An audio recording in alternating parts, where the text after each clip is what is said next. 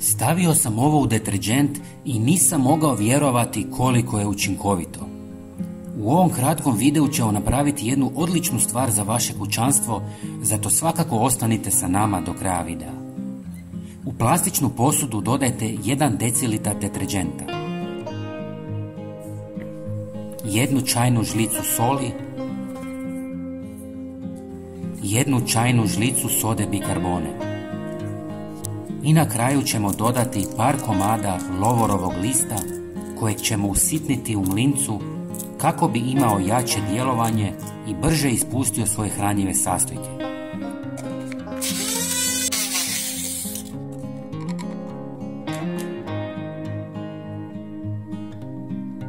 Usitnjeni lovorov list pomiješajte sa 3 decilitara vruće vode i ostavite da se malo ohladi.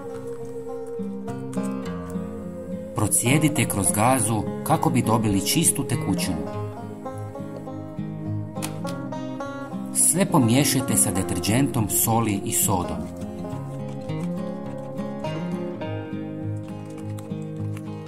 Kao što vidite, sve se jako zgusnulo i zato ćemo dodati još malo vode.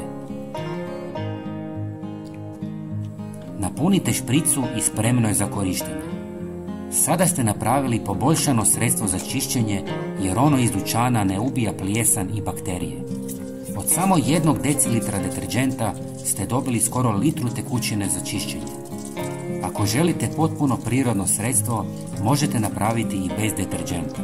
Možete prati suđe, razne površine poput poda, a najbolje od svega je što lovor odbija razne štetočine poput žohara i mrava. Dragi prijatelji, svakodnevno vam donosimo nove savjete, zato se svakako pretplatite na naš kanal. Pozdrav!